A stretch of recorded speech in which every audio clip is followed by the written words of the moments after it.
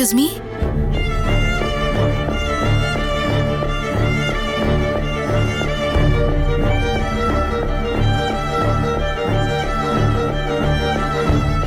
ಯಾರ್ ನೀವೆಲ್ಲ? ಯಾರ್ ನೀವೆಲ್ಲ? ಏನ್ ಬೇಕು?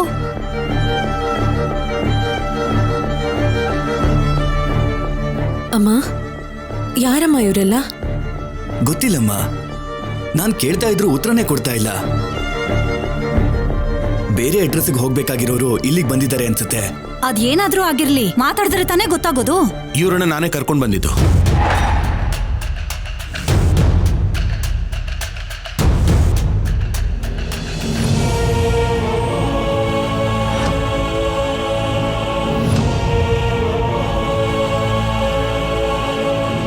ಯಾರು ಇವರೆಲ್ಲ?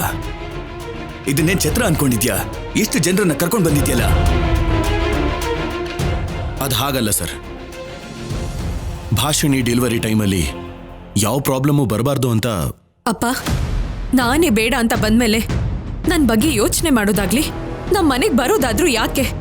ಹೊರಟೋಗೋದಕ್ಕೆ ಹೇಳಿ. ನೀನು ಬೇಡ ಅನ್ಕೊಂಡಿದ್ ಕೂಡ್ಲೆ ನಾನು ಹೇಗೆ ಬೇಡ ಅನ್ಕೊಳ್ಳಿ ಭಾಷಿಣಿ?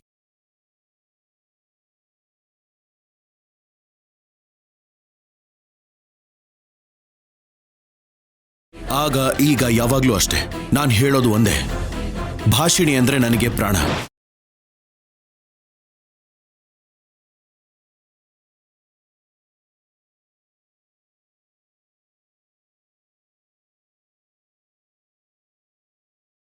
ಭಾಷಿಣಿ, ನನಗೆ ನೀನ್ ಆರೋಗ್ಯನೇ ಮುಖ್ಯ.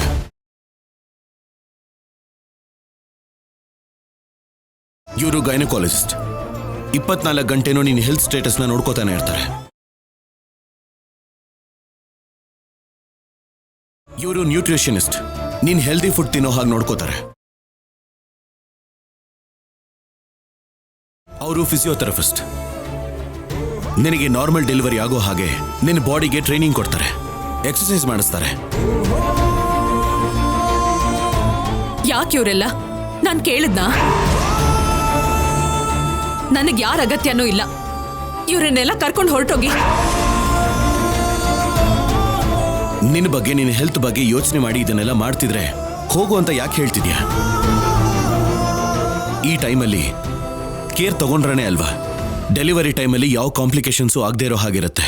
ಸಾಕ್, ನಿಲ್ಸಿ.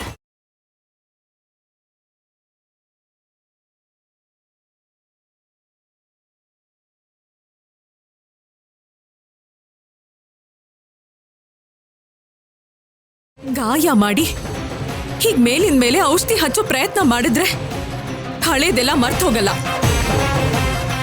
ನನ್ನ ನಿರ್ಧಾರನೂ ಬದಲಾಗಲ್ಲ.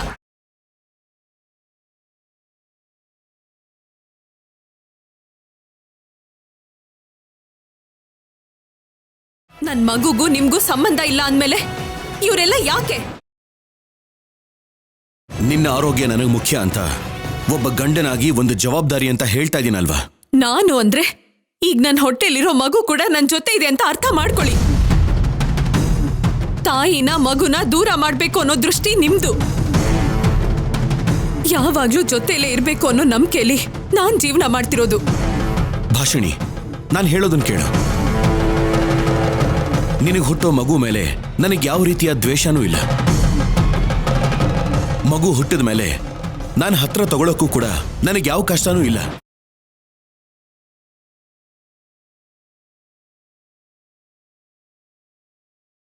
ಇವಾಗ ನೀನು ಹೊರತಿರೋ ಭಾರ ಸಮಸ್ಯೆಯಾಗಿ ಬದಲಾಗಬಾರ್ದು ಅನ್ನೋದೇ ನನ್ನ ಉದ್ದೇಶ.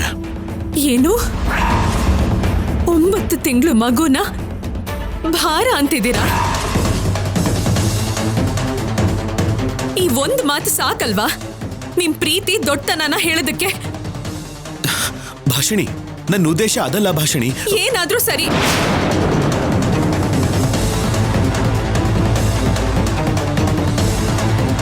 ನೀವಿಲ್ಲಿರೋ ಅಗತ್ಯನೇ ಇಲ್ಲ. ನನ್ನ ಬಗ್ಗೆ ಯೋಚನೆನೂ ಮಾಡಬೇಡಿ, ಹೋಗಿ. ಭಾಷಿಣಿ,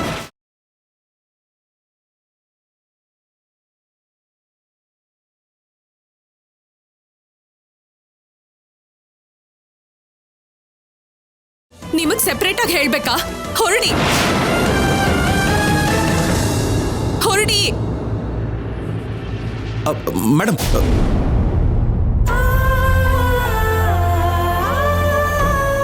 ನೋಡು, ನಮ್ಮ ಮಗಳನ್ನ ಹೇಗೆ ನೋಡ್ಕೋಬೇಕು ಅಂತ ನಮಗೆ ಚೆನ್ನಾಗಿ ಗೊತ್ತು. ಒಳ್ಳೇದಾದ್ರೂ ಕೆಟ್ಟದಾದ್ರೂ ಇನ್ಯಾವತ್ತು ನೀನು ಮಾತ್ರ ಈ ಮನೆ ಹೊಸ್ಲನ್ನ ತುಳಿಬೇಡ.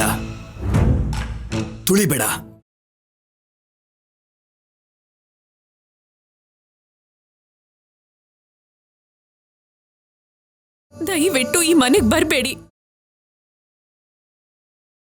ಪ್ಲೀಸ್.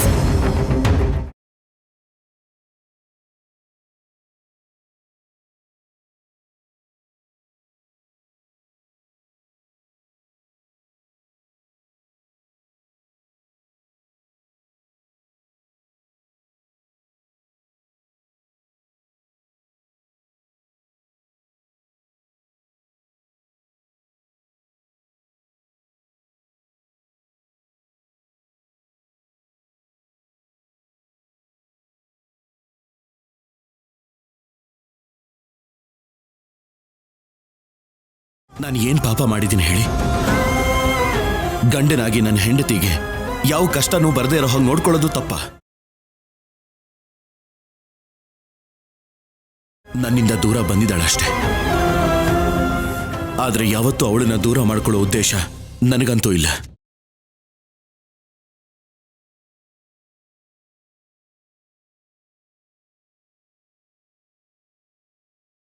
ನನ್ನ ಪ್ರೀತಿನ ಅರ್ಥ ಮಾಡ್ಕೋತಿಲ್ಲ ಸರಿ. ಅಲ್ಲ, ಅಟ್ಲೀಸ್ಟ್ ನನ್ನ ಮಾತನ್ನ ಕೇಳೋ ತಾಳ್ಮೆನಾದ್ರೂ ಇಲ್ವಾ? ಅವಳು ಮನಸ್ಸಲ್ಲಿ ಬೆಳೆಸ್ಕೊಂಡಿರೋ ದ್ವೇಷ ನನ್ನ ಮನಸ್ಸಲ್ಲಿರೋ ಪ್ರೀತಿನ ಮಾತ್ರ ಯಾವತ್ತಿಗೂ ಕಡಿಮೆ ಮಾಡೋದಿಲ್ಲ. ನನ್ನ ಮಗಳ ಮೇಲೆ ಇಷ್ಟೊಂದು ಪ್ರೀತಿ ಇಟ್ಕೊಂಡಿರೋನು ಅವಳು ಮಾತಿನ ಮೇಲೆ ಮಾತ್ರ ಯಾಕಪ್ಪ ನಿನಗೆ ನಂಬಿಕೆ ಇಲ್ಲ? ಆಂಟಿ, ಇಷ್ಟೆಲ್ಲ ಆದ್ಮೇಲೂ ಕೂಡ ನೀವು ಹೀಗೆ ಮಾತಾಡ್ತಿದ್ದೀರಲ್ಲ. ನಮ್ಮ ಪ್ರೀತಿಗೆ ಈ ನಂಬಿಕೆನೆ ಶಾಪವಾಗಿ ಬದಲಾಗಿದೆ. ಭಾಷಿಣಿ ಪ್ರೆಗ್ನೆನ್ಸಿಯಿಂದಾನೆ ಇಷ್ಟೆಲ್ಲ ಸಮಸ್ಯೆ ಆಗ್ತಿರೋ.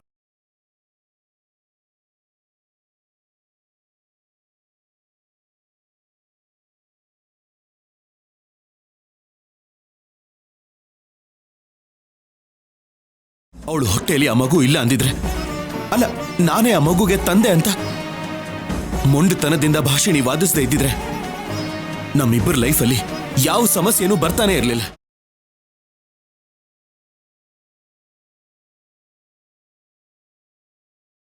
ಆದ್ರೆ ನಮ್ಮ ಭಾಷಿಣಿ ಕೂಡ ನಿನ್ನನ್ನ ಎಷ್ಟು ಪ್ರೀತಿಸ್ತಾಳೆ ಅಂತ ನನಗ್ ಗೊತ್ತು. ಅಂಥದ್ರಲ್ಲಿ ಇಂಥ ವಿಷಯದಲ್ಲಿ ಸುಳ್ಳು ಯಾಕಪ್ಪ ಹೇಳ್ಬೇಕವಳು? ನೋಡಿ, ನಾನು ನಿಜಾನ ಸುಳ್ಳನ್ನ ತಿಳ್ಕೊಳ್ಳೋಕೆ ಇಲ್ಲಿಗೆ ಬಂದಿಲ್ಲ. ನನ್ನ ಉಸಿರಿರೋವರೆಗೂ ಸರಸುನ ಬಿಟ್ರೆ ನಾನು ಬೇರೆ ಯಾವ ಹುಡುಗಿನೂ ನನ್ನ ಹೆಂಡತಿ ಅಂತ ಒಪ್ಕೊಂಡಿರ್ಲಿಲ್ಲ. ನೋಡಿ, ಇದಕ್ಕೂ ಮೀರಿ ನಾನು ನಿಮಗೇನು ಹೇಳೋದಿಲ್ಲ. ಇವತ್ತಿನಿಂದ ನಾನು ಭಾಷಣಿಗೆ ಗೊತ್ತಾಗದೇ ಇರೋ ಹಾಗೆ ಅವಳಿಗೆ ಸಂಬಂಧಪಟ್ಟ ಎಲ್ಲ ವಿಷಯನೂ ನಾನೇ ನೋಡ್ಕೋತೀನಿ. ಅವಳನ್ನ ಎಷ್ಟು ಹುಷಾರಾಗಿ ನೋಡ್ಕೋಬೇಕೋ ಅಷ್ಟು ಜಾಗೃತೆಯಿಂದ ನೋಡ್ಕೋತೀನಿ. ಯಾವಾಗ ಏನೇ ಆದ್ರೂ ಸರಿ, ಭಾಷಣಿಗೆ ನಾನಿದ್ದೀನಿ ಅಂತ ಅಟ್ಲೀಸ್ಟ್ ನೀವಾದ್ರೂ ಅರ್ಥ ಮಾಡ್ಕೊಳ್ಳಿ.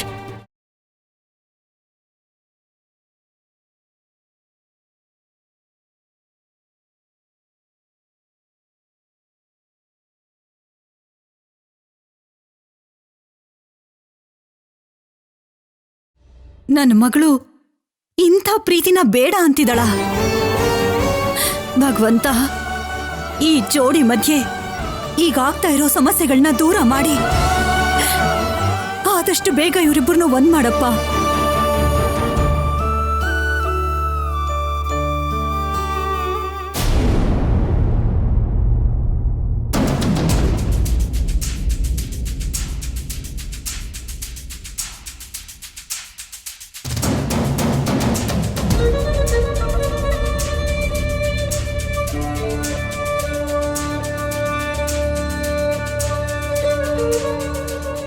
ವಾಗ್ದೇವಿ,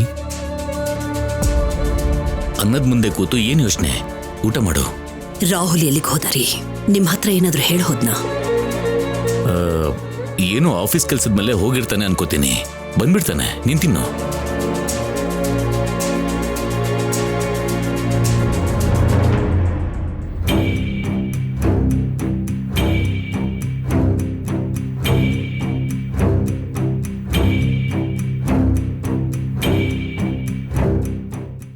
ಇಂದ ಟ್ಯಾಬ್ಲೆಟ್ಗಳು ಕೂಡ ಸರಿಯಾಗಿ ತಗೋತಿಲ್ಲ ಡ್ಯಾಡ್. ಹೀಗೇನೆ ಏನೋ ಒಂದು ಯೋಚನೆ ಮಾಡ್ತಾನೆ ಇರ್ತಾರೆ.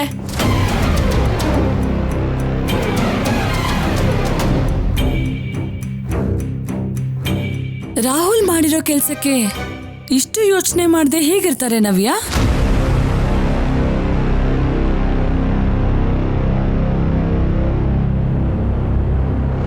ನಮ್ ಮನೆಗ್ ಬಂದು ಎಷ್ಟು ಮಾತು ಹೇಳಿದ್ರು ಸರಿ, ಅದ್ರ ಬಗ್ಗೆ ಯೋಚನೆ ಮಾಡದೆ ಭಾಷಿಣಿನ ಪ್ರೀತಿಸಿದ್ದೀನಿ ಅಂತ ಹೇಳಿದ್ರೆ ಹೇಗೆ ಹೇಳು? ಅದು ಕರೆಕ್ಟ್ ಅಲ್ಲ ಅಲ್ವಾ?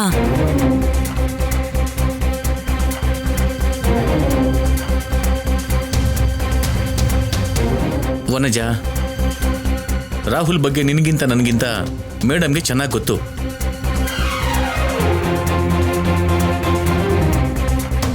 ನಿನ್ನ ಸರ್ಟಿಫಿಕೇಟ್ ರಿವ್ಯೂಸ್ ಏನು ಅಗತ್ಯ ಇಲ್ಲ ಇಲ್ಲಿ. ಅದು ಹಾಗಲ್ಲ ರೀ, ರಾಹುಲ್ ಬಿಹೇವಿಯರ್ ಅಲ್ಲಿ ಈ ನಡುವೆ ತುಂಬಾ ಚೇಂಜಸ್ ಆಗಿದೆ ಅಲ್ವಾ?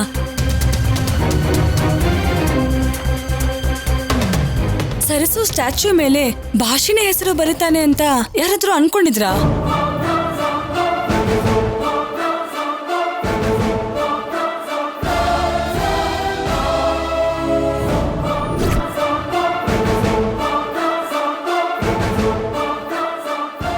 ಅಂದ್ರೆ ಏನ್ ವನಜಕ ನಿಮ್ ಉದ್ದೇಶ? ರಾಹುಲ್ ಬದ್ಲಾಗಿದ್ದಾನೆ, ಅವನ್ ಪ್ರೀತಿನ ಬದಲಾಯಿಸ್ಕೊಂಡಿದ್ದಾನೆ ಅಂತ ಹೇಳ್ತಿದ್ದೀರಾ? ಆಹಾ, ಪ್ರೀತಿ ಜಾಸ್ತಿ ಆಗಿದ್ಯಾ ಹೊರತು ಬದಲಾಗಿಲ್ಲ. ಪ್ರೀತಿ ಭಾಷಿಣಿ ನಮ್ಮ ಮನೆಗ್ ಬಂದಿದ್ರಿಂದಾನೇ ಅಣ್ಣ ಬದಲಾಗಿದ್ದಾನೆ ಅಂತ ನಮ್ಮೆಲ್ರಿಗೂ ಗೊತ್ತಿದೆ ಅಲ್ವಾ?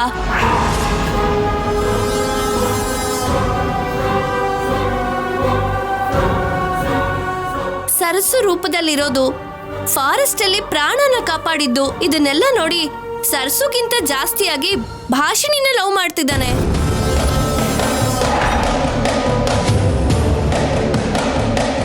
ಅವ್ರ ರಿಲೇಶನ್ ಹೀಗಾಗತ್ತೆ ಅಂತ ಯಾರೂ ಊಹಿಸಿರ್ಲಿಲ್ಲ ಅಲ್ವಾ? ಇಬ್ರು ಒಂದೇ ಅಂತ ಗೊತ್ತಿದ್ರು ಕೂಡ ಎಷ್ಟು ನಾಟಕ ಆಡ್ತಿದ್ಯೆ. ಈಗ ಡಿಸ್ಕಷನ್ ಮಾಡೋ ಅವಶ್ಯಕತೆ ಇದೆಯಾ? ಹೋಗ್ಲಿ ಬಿಡಿ.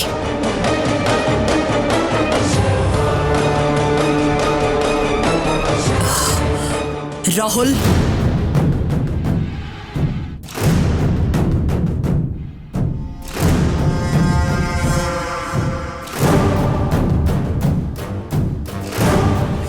ಊಟ ಮಾಡೋಣ ಬಾ.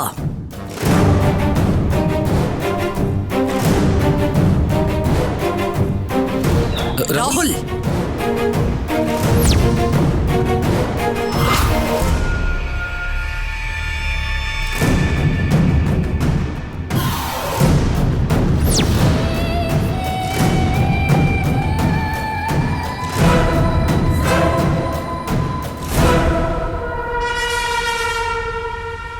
ಎಲ್ಲಿಗಪ್ಪ ಹೋಗಿದೆ? ಭಾಷಿಣಿ ಮನೆಗೆ.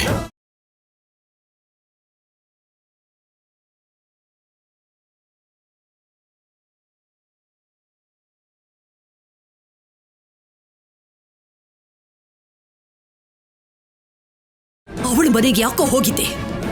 ಅವಳು ಹೇಳಿದ ಮಾತನ್ನ ಕೇಳಿಸ್ಕೊಂಡ ಮೇಲೂ ಕೂಡ ಅಲ್ಲ, ಅವ್ರು ಮಾಡಿದ ತಪ್ಪನ್ನೆಲ್ಲ ಕ್ಷಮಿಸ್ಬಿಟ್ಯಾ? ನಿನಗ್ ಸಂಬಂಧ ಇಲ್ದಿರೋ ಮಗುನ ಈ ಮನೆಗೆ ಸಂಬಂಧ ಕಟ್ಬೇಕು ಅಂತ ನೋಡಿದ್ರು. ಕನಿಷ್ಠ ಪಕ್ಷ ಅದಾದ್ರೂ ನೆನಪಿದ್ಯಾ? ಬೇಕಾಗಿಲ್ಲ, ಅಗತ್ಯ ಇಲ್ಲ ಅಂತ ಎಲ್ರ ಮುಂದೆನೂ ದೊಡ್ಡದಾಗಿ ಹೇಳಿ ಈಗ ಅದ್ಯಾವ ಮುಖ ಇಟ್ಕೊಂಡು ಹೋಗಿದ್ಯೋ? ವಾಗ್ದೇವಿ, ಆವೇಶ ಪಡ್ಬೇಡ.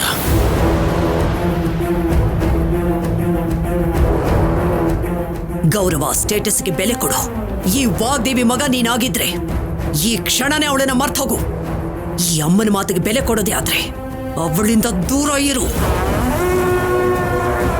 ಇನ್ನು ಎಷ್ಟು ಸಲ ಮೇಡಮ್ ನನ್ನ ಪ್ರೀತಿನ, ನನ್ನ ಪ್ರಾಣನ ದೂರ ಮಾಡ್ತೀರಾ?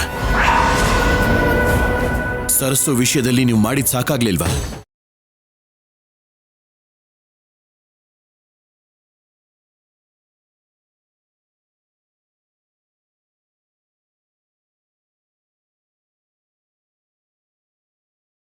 ಆವತ್ತು ಸರಸು ನನ್ನನ್ನು ಬಿಟ್ಟು ಹೋದಾಗ ಮಾಯವಾಗಿದ್ದ ಸಂತೋಷ ಭಾಷಿಣಿ ರೂಪದಲ್ಲಿ ಮತ್ತೆ ಬಂತು. ಭಾಷಿಣಿ ಮೇಲಿರೋ ಪ್ರೀತಿಯಿಂದ ಸುಳ್ಳು ಹೇಳಿದೆ, ಮದುವೆ ಮಾಡ್ಕೊಂಡೆ.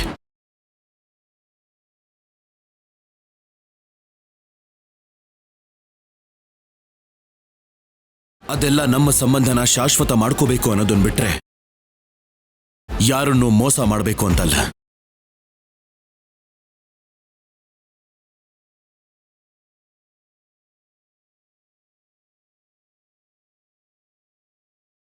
ನಿಜಾನ ಬಚ್ಚಿಡಬೇಕು ಅನ್ನೋ ಉದ್ದೇಶನೂ ಇಲ್ಲ.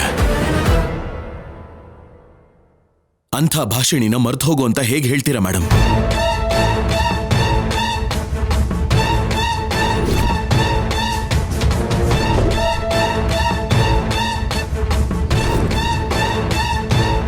ರಾಹುಲ್, ಏನು ನಿನ್ನ ವಿತಂಡವಾದ? ಸ್ವಲ್ಪಾದ್ರೂ ಯೋಚನೆ ಮಾಡಿ ಮಾತಾಡ್ತೀಯಾ? ನಿನ್ನ ದೂರವಾಗಿರೋ ಒಂದಿದ್ದು ಇನ್ಯಾವತ್ತೂ ತನ್ನನ್ನು ನೋಡಬೇಡ ಅಂದಿದ್ದು ನಿಮ್ ಮೇಡಮ್ ಅಲ್ಲ, ಭಾಷಿಣಿ. ಅವಳ ಕೋಪಕ್ಕೆ ಕಾರಣ ಇದೆ ಡ್ಯಾಡ್. ಅವಳು ಯಾವತ್ತೋ ಒಂದಿನ ಕನ್ವಿನ್ಸ್ ಆಗ್ತಾಳೆ ಅನ್ನೋ ನಂಬಿಕೆ ನನಗಿದೆ.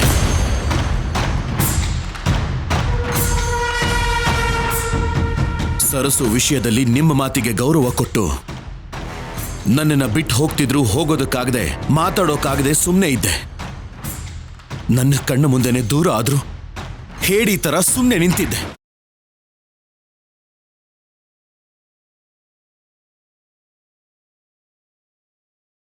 ಆವತ್ತು ಶುರುವಾದ ಕಣ್ಣೀರು ಇವತ್ತಿಗೂ ನನ್ನ ಕಣ್ಣಲ್ಲಿ ಬರ್ತಾನೆ ಇದೆ. ನಾನು ಸಾಯೋವರೆಗೂ ಬರ್ತಾನೆ ಇರುತ್ತೆ. ಏನು ಹಾಗಂದ್ರೆ ಮತ್ತೆ ನನ್ನನ್ನು ಬ್ಲೇಮ್ ಮಾಡೋಕೆ ಶುರು ಮಾಡ್ಕೊಂಡ್ಬಿಟ್ಯಾ? ಇಲ್ಲ ಮೇಡಮ್, ಸರಸು ವಿಷಯದಲ್ಲಿ ಮಾಡಿದ ತಪ್ಪನ್ನ ಭಾಷಿಣಿ ವಿಷಯದಲ್ಲಿ ರಿಪೀಟ್ ಮಾಡಲ್ಲ ಅಂತ ಹೇಳ್ತಾ ಇದ್ದೀನಿ. ನೀನು ಅಂದ್ರೆ ಬೆಲೆ ಇಲ್ದವಳಿಗೋಸ್ಕರ ಯಾಕೋ ಹೀಗೆಲ್ಲ ಹಠ ಹಿಡಿತೀಯ? ಇದನ್ನ ಪ್ರೀತಿ ಅಂತ ಹೇಳೋದಿಲ್ಲ ಕಣೋ, ಹುಚ್ಚು ಅಂತಾರೆ. ನೀವು ಯಾವ ಹೆಸರಿಟ್ರೂ ಸರಿ, ನಾನಂತೂ ಬದಲಾಗೋದಿಲ್ಲ. ಏನು ನನಗಿಂತ ಅವಳೇ ಹೆಚ್ಚಾಗೋದ್ಲ? ನನ್ನ ಮಾತನ್ನ ಮೀರಿ ಅಲ್ಲಿಗೆ ಹೋಗ್ಬೇಕು ಅಂತ ಆಸೆ ಪಡ್ತೀಯ? ಮೇಡಮ್, ನಾನು ನಿಮಗೆ ಏನ್ ದ್ರೋಹ ಮಾಡಿದ್ದೀನಿ ಮೇಡಮ್?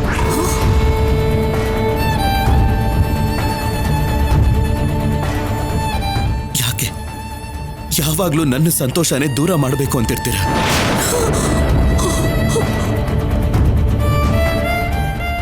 ನಾನು ನಗ್ತಾ ಇದ್ರೆ ನಿಮಗಿಷ್ಟ ಆಗಲ್ವಾ?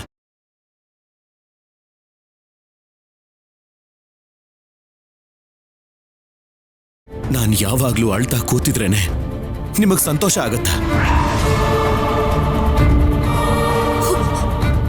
ಏನು ನೀನ್ ಆಡ್ತಿರೋ ಮಾತುಗಳು? ನಾನು ನಿನ್ನ ಹೆತ್ತ ತಾಯಿ ಕಣು, ಶತ್ರು ಅಲ್ಲ ರಾಹುಲ್. ನಿಮ್ಮ ಮಾತನ್ನು ಕೇಳ್ತಿದ್ರೆ ನನಗ ಎರಡಕ್ಕೂ ವ್ಯತ್ಯಾಸ ಕಾಣಿಸ್ತಿಲ್ಲ ಮೇಡಮ್. ರಾಹುಲ್,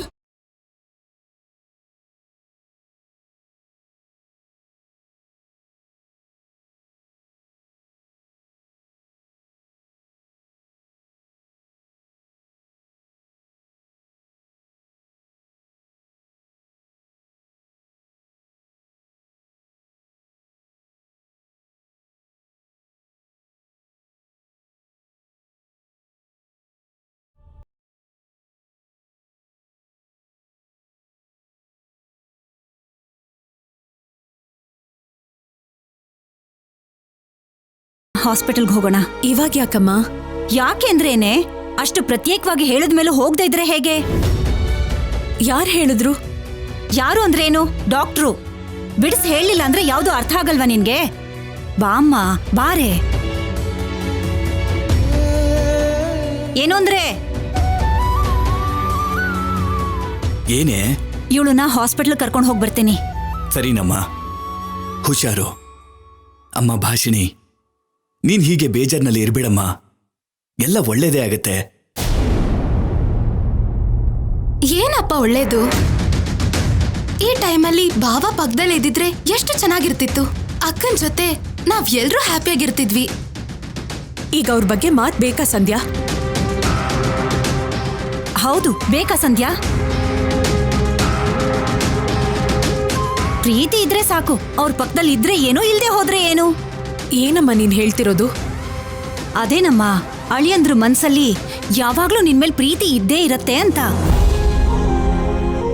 ಮನ್ಸಲ್ಲಿರೋ ಪ್ರೀತಿ ಅಲ್ಲಮ್ಮ ನಂಗೆ ಬೇಕಿರೋದು, ನನ್ ಮೇಲೆ, ನನ್ ಮಗು ಮೇಲೆ ನಂಬಿಕೆ. ಆಗತ್ತೆ ಕಣೆ, ಎಲ್ಲ ಒಳ್ಳೇದೇ ಆಗತ್ತೆ ಅಂತ ನಿಮ್ಮಪ್ಪ ಹೇಳಿದ್ರಲ್ವಾ? ತಡ ಆಗ್ತಿದೆ, ಹೋಗೋಣ.